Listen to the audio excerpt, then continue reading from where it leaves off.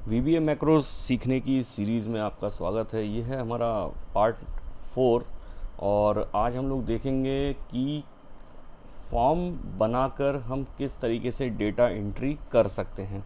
अपनी एक्सेल की शीट में किस तरीके से हम लोग यूज़र फॉर्म बनाकर डेटा एंट्री कर सकते हैं। तो उसके लिए आज हम लोग टेक्स्ट बॉक्स के थ्रू इसमें डेटा एंटर करके दिखाऊंगा मैं आपको। तो यहाँ आपको करना क्या है, आपको जाना है डेवलपर टैब पर। स्टार्ट कर देते हैं हम लोग वही सब अपना काम। तो हमको जाना है डेवलपर टैब पर और यहाँ जाना है हमको अपने मैक्रो के अंदर। यहाँ मैं एक मैक्रो बना देता हूँ। मान लीजिए मैंने मैक्रो बना दिया है डेटा अंडरस्कोर एंट्री के नाम का। तो यहाँ मैंने बना दिया है एक डेटा एंट्री के नाम से एक मैक्रो, यहाँ मैं क्रिएट कर देता हूँ। अब हम लोग आ जाते हैं यहाँ पर अपने कोड विंडो पर। हमेशा की तरह यहाँ पर हमने इंसर्ट में जाके हमको करना है यूज़र फॉर्म। ये देखिए आपको यूज़र फॉर्म मिलेगा इधर, जैसा कि हम लोगों ने पिछले वीडियो में देखा था। इंसर्ट में जाके हम लोग सेलेक्ट करना है यूज़र फॉर्म। अगर आप मॉड्यूल सेलेक्ट करते हैं तो आपको अलग अलग टाइप के आप मैक्रो बना सकते हैं। यहाँ हमने यूज़र फॉर्म सेलेक्ट कर दिया है और ये यूज़र फॉर्म हमको अब मिल गया। अभी क्या करना है हमको, यहाँ मैं बनाने वाला हूँ एक फॉर्म जिसके आधार पर हम लोग करेंगे अपने एक्सेल में डेटा एंट्री। फॉर्म अभी मैं एक बिल्कुल सिंपल फॉर्म आपके बताऊँगा। अधिकतर वेबसाइट्स पर और ट्यूटोरियल्स में आपको बहुत ही कॉम्प्लेक्स फॉर्म मिलेगा जो कि आपको समझ में नहीं आएगा। तो यहाँ मैं फटाफट से एक फॉर्म बनाता हूँ। फॉर्म में आपको पहले ही बता चुका हूँ कि फॉर्म क्या होता है। कि जो भी आप, जैसे आप ऑनलाइन कोई भी फॉर्म भरते हैं या कुछ भी आपने देखा होगा जिससे कि यूज़र का डेटा लिया जा सके, उसे फॉर्म कहते हैं। तो यहाँ हम लोग फटाफट से बना लेते हैं फॉर्म और आगे देखते हैं। यहाँ मैं 2 लेबल लेना चाहूँगा। ये 2 लेबल मैंने ले लिए हैं और 2 टेक्स्ट बॉक्स लेना चाहूँगा। आप चाहें तो और भी अच्छे तरीके से इसे आप बड़े रूप में बना सकते हैं। तो 2 टेक्स्ट बॉक्स मैंने ले लिए हैं। इन टेक्स्ट बॉक्स पे जो डेटा लिखा जाएगा वो हमारा हम लोग एक्सेल की शीट पर इसको इंसर्ट कराएंगे। आप चाहें तो इसमें वैलिडेशन लगा सकते हो और रेस्ट्रिक्ट कर सकते हैं यूज़र को कि जो डेटा आपको चाहिए वो उसी फॉर्मेट में आपको मिले। तो यहाँ वो मैं आपको नहीं बताने वाला हूँ। यहाँ मैं सीधा आपको डेटा एंट्री बताने वाला हूँ फॉर्म के थ्रू। इसको मैं थोड़ा कलर चेंज कर देता हूँ जिससे आपको ये क्लियर दिखेगा। लेबल वन का कैप्शन मैं चेंज कर देता हूँ। इनका नेम आपको चेंज नहीं करना है। नेम अगर आप चेंज करते हैं तो कोडिंग में भी वही नेम यूज़ होगा आपका। कैप्शन अगर आप चेंज करते हैं तो वो आपको यहाँ दिखाई देगा। यहाँ मैंने कर दिया इसको नेम और इस दूसरे जो लेबल है इसका कैप्शन कर दिया है मैंने सिटी। इनके थोड़ा फॉन्ट में बढ़ा देता हूँ।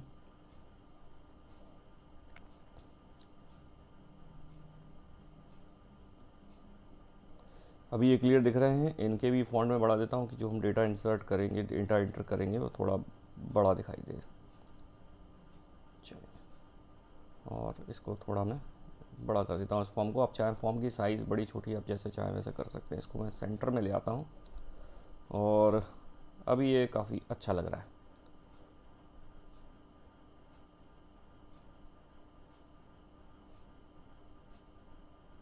अब हम बनाने वाले हैं यहाँ पर एक कमांड बटन जिस पर क्लिक करके हम अपना डेटा सेव करेंगे। इसका नाम मैं इसका कैप्शन चेंज कर देता हूँ और कैप्शन कर देता हूँ सेव, और इसका भी फॉन्ट थोड़ा सा मैं बड़ा कर देता हूँ।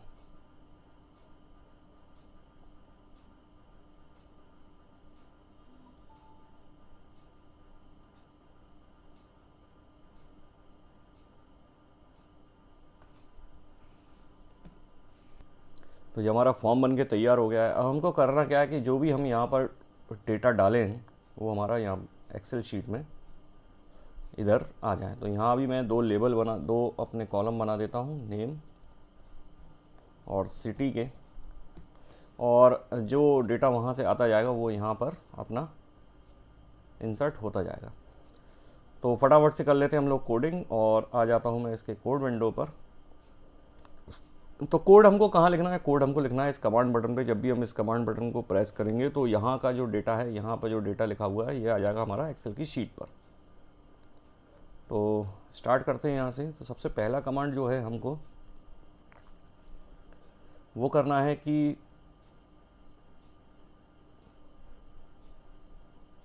एक वेरिएबल में बना देता हूँ। अब ये वेरिएबल क्यों बना रहा हूँ ये भी मैं आपको बताऊँगा। यहाँ मैं बना देता हूँ एक एम्प्टी रो नाम का वेरिएबल। आप चाहें तो किसी और नाम से बना देते हैं, और इसी का टाइप ले लेता हूँ मैं लॉन्ग। देखिए चलिए इसको मैं आपको बता देता हूँ कि मैं क्यों बना रहा हूँ। तो डेटा जो इंसर्ट करना है उसके लिए हमारे पास सिर्फ एक लाइन का कोड है। वो क्या है? वो ये है कि आपको सिर्फ टेक्स्ट बॉक्स की वैल्यू चेंज करना है, मतलब जो भी आप इसमें लिखेंगे वो टेक्स्ट बॉक्स की वैल्यू में आ जाएगा। तो कैसे आएगा? उसके लिए हमें इतना सब भी लिखने की आवश्यकता नहीं है, लेकिन वहाँ हमारे साथ आएगी एक प्रॉब्लम। तो क्या आएगी वो प्रॉब्लम, वो अपन बाद में देखेंगे। पहले अपन देखते हैं कि एक लाइन का वो जो कोड जिससे हम लोग डेटा इंसर्ट कर सकते हैं वो क्या है। तो वो क्या है, आपको पहले यहाँ रेंज लिखना है, रेंज। और यहाँ हम क्या लिखने वाले हैं, रेंज के बाद यहाँ मैं डेटा जो इंसर्ट करा रहा हूँ वो करा रहा हूँ अपनी A1 सेल, A1 रेंज में। और इक्वल टू यहाँ लिख देता हूँ मैं क्या, टेक्स्ट बॉक्स 1 डॉट वैल्यू। इससे क्या होगा कि जो भी आप यहाँ जैसे ही आप क्लिक करेंगे तो यहाँ टेक्स्ट बॉक्स के अंदर जो लिखा होगा वो आपका A1 में चला जाएगा। और टेक्स्ट 2 का आपको चाहिए A2 में, इसको मैं कॉपी कर देता हूँ और यहाँ मैं लिख देता हूँ B1, ये टेक्स्ट बॉक्स 2 डॉट वैल्यू। तो इसका मतलब है कि जब टेक्स्ट बॉक्स 2 का जो डेटा है वो जैसे ही मैं इस पर क्लिक करूँगा बटन पे तो ये B1 में चला जाएगा। A1 और B1 सेल्स हमारे यहाँ पर हैं, ठीक है। अब मैं इस मैक्रो को रन करता हूँ और फिर आपको चला के बताता हूँ। तो देखिए यहाँ मैंने लिखा नेम अपना यशवंत, एक यहाँ अपना नाम लिख दिया मैंने, और सिटी में लिख देता हूँ मान लीजिए दतिया। यहाँ जैसे इंसर्ट करता हूँ ये डेटा इंसर्ट हो गया और हम लोग यहाँ आ गए। उसके बाद जब मैं फिर से इसको इंसर्ट करूँगा तो ये उसी में रहेगा, क्योंकि यहाँ हमने जो, इसको मैं पहले ऑफ करता हूँ और आपको फिर से कोड दिखाता हूँ। क्योंकि यहाँ जो रेंज है ये स्टैटिक है, ये बदल नहीं रही है। हमेशा आप जितनी बार क्लिक करेंगे A1 का और B1 ही रहेगा। आपको करना क्या है कि जब भी मैं क्लिक करूँ तो A1 के बाद ये A2 हो जाए और B1 के बाद ये B2 हो जाए, यानी अगली सेल में ये चला जाए। तो अब इसके लिए क्या समाधान है? तो इसका समाधान है ये, मैंने पहले इसको हटा देता हूँ। यहाँ मैं कुछ थोड़ा सा कोड लिखने वाला हूँ। यहाँ मैं एक वेरिएबल बना देता हूँ एम्प्टी रो नाम का, और इसे ले लेता हूँ लॉन्ग में। बहुत अच्छा खासा बड़ा डेटा इसके अंदर स्टोर कराने वाला हूँ। अच्छा, एक इसमें एक चीज़ और होती है, शीट 1 डॉट एक्टिवेट। आप चाहें तो इसको ना भी लिखें क्योंकि हमारे पास अभी एक ही शीट। अगर आप चाहें तो अगर आपको मल्टीपल शीट्स हैं तो उनको किसी को भी एक्टिवेट करना है तो आप यहाँ कोड लिख सकते हैं, शीट 1, शीट 2, शीट 3। ये भी मैंने बता दिया है। यहाँ चूँकि हमारे पास एक ही शीट है इसलिए हमें कोई इसकी आवश्यकता नहीं है, लेकिन मैं फिर भी लिख रहा हूँ। अब इसके बाद एम्प्टी रो, इसे मैं डिफाइन करने वाला हूँ कि ये इस वेरिएबल के अंदर क्या जाएगा। तो यहाँ देखिए, यहाँ मैं लिखता हूँ वर्कशीट, ये पूरा इसको लिखना पड़ता है, वर्कशीट फंक्शन। वर्कशीट फंक्शन इसके अंदर एक ये है, और डॉट एक फंक्शन, एक फॉर्मूला हमने पढ़ा है काउंट ए। काउंट ए क्या करता है? काउंट ए जिसमें कुछ ना कुछ वैल्यू डली हो उन सेल्स को काउंट करता है। तो इसके अंदर हमने ये कर दिया, और यहाँ हम लोग दे देंगे एक रेंज। आप चाहें तो यहाँ सेल्स के नंबर डाल सकते हैं, लेकिन हम तो पूरी रेंज दे देते हैं और यहाँ ए से ए कर देते हैं इसको।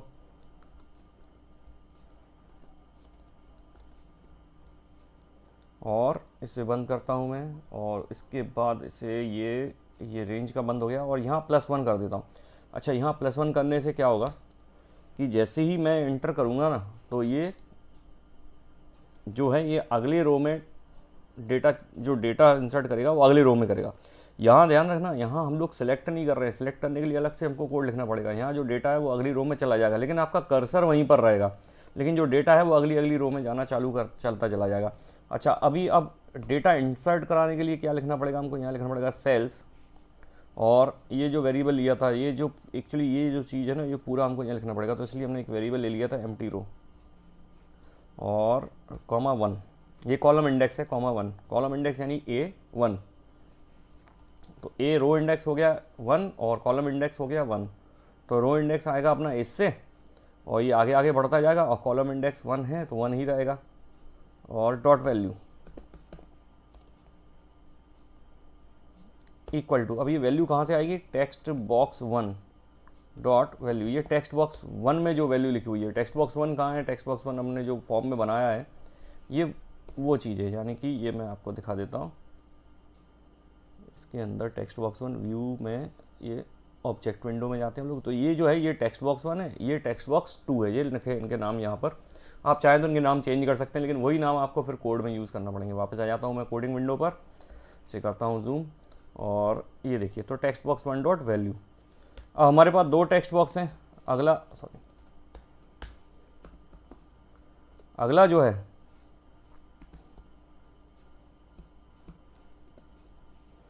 ये है हमारा कॉलम इंडेक्स आएगा 2 यानी कि B1। कॉलम इंडेक्स 2 यानी कॉलम हो गया हमारा A और B, तो 2 जब हम लिखेंगे कॉलम इंडेक्स तो ये हो जाएगा B में डॉट वैल्यू। तो इसकी वैल्यू कहाँ से आएगी वो हमको बताना पड़ेगा, तो वो वाली वैल्यू हम लोग डाल रहे हैं टेक्स्ट बॉक्स 2 से डॉट वैल्यू। ये अभी देखने में तो काफ़ी सही लग रहा है, अभी चला के हम लोग देखते हैं क्या होता है। तो अभी इस ऐसा करने से क्या होगा देखते हैं हम, पहले हम इसको रन करते हैं और फिर देखते हैं कि क्या होता है। इसको मैं रन करता हूँ, यहाँ चलिए मैंने नाम लिख दिया अपना और सिटी लिख दिया है। ये मैंने जैसे ही सेव किया देखिए यहाँ प्रिंट हो गया और ये अगली रो में चला गया। अभी मैं फिर से इसको करता हूँ, ये देखिए ये जा रहा है, इसको मैं क्लिक कर रहा हूँ तो ये अगली रो में जा रहा है, लेकिन ये जो पॉइंटर है इसका जो सिलेक्शन है ये वहीं का वहीं है। देखिए ये देखिए ये डेटा तो जा रहा है अगली अगली रो में चला जा रहा है, कोई दिक्कत नहीं है, बट इसका जो सिलेक्शन है ये यहीं है। इसका समाधान हम लोग कैसे करेंगे, इसे मैं बंद करता हूँ। तो यहाँ हमको एक लाइन और लिखना पड़ेगी, इसको मैं हटा देता हूँ इस डेटा को, और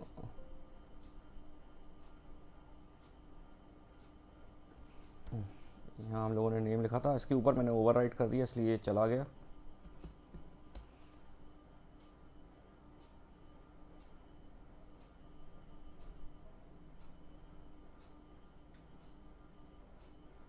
इस पॉइंटर को मैं यहाँ रखूँगा, यहाँ से डेटा भरना चालू होगा। तो यहाँ मैं एक लाइन और लिखने वाला हूँ, जिससे क्या होगा कि हमारा जो कोड है वो जो कर्सर है वो अगली लाइन अगले उस पर सिलेक्शन हो जाएगा। हालांकि ना भी हो तो उससे कोई फ़र्क नहीं पड़ता, बट सिलेक्शन अगर होता रहे तो ज़्यादा अच्छा है।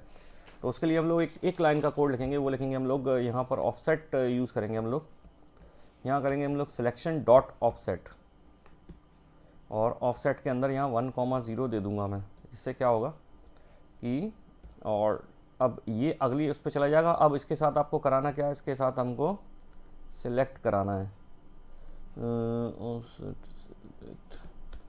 ये देखिए एक बार फिर से मैं इसको रन करके देखता हूँ कहीं कोई प्रॉब्लम तो नहीं। तो देखिए यहाँ मैं फिर से यहाँ डाल देता हूँ A और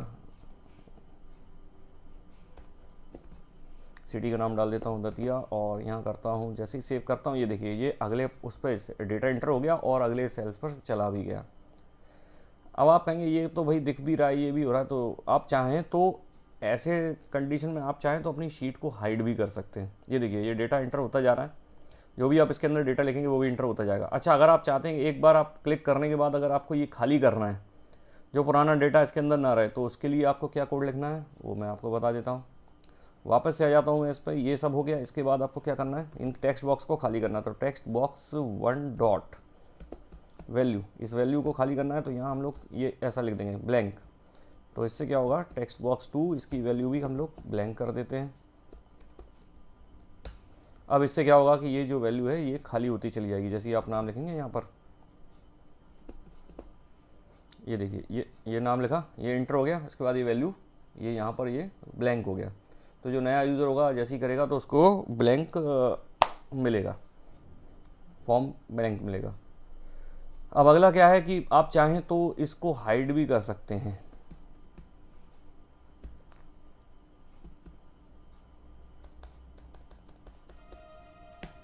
तो अगर आपको अपनी शीट हाइड करके रखना है तो उसके लिए आपको क्या करना पड़ेगा, यहाँ मैं इसको पहले बंद करता हूँ।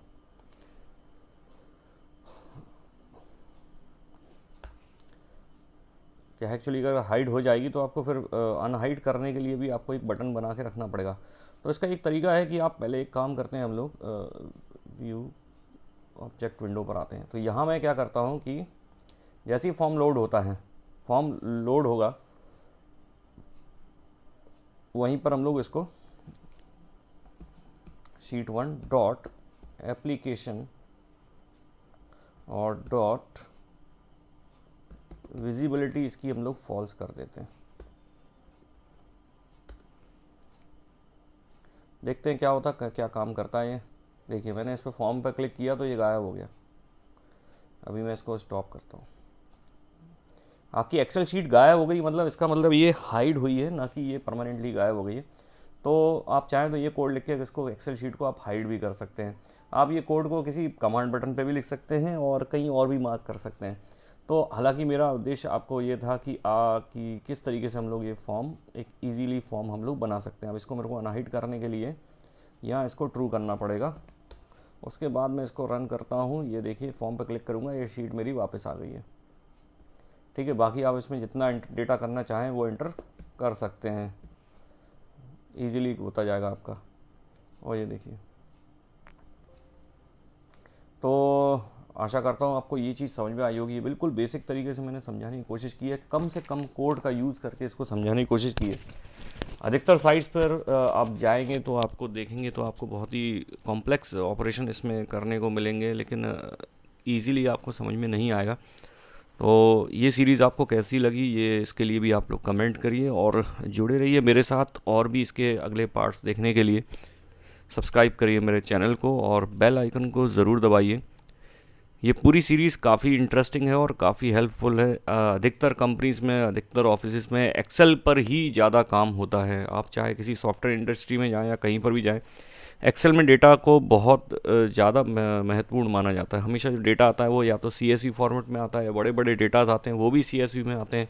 अगर आप डेटा एनालिटिक्स की बात करें या पाइथन के थ्रू डेटा माइनिंग की बात करें या डेटा उसकी बात करें, तो डेटा जो आता है वो अधिकतर एक्सेल में ही आता है। तो ये सब चीज़ें और ये फार्मूलाज आपको काफ़ी हेल्प करेंगे आपके करियर में। तो आशा करता हूँ आपको ये वीडियो अच्छा लगा होगा। देखने के लिए धन्यवाद। Thanks for watching.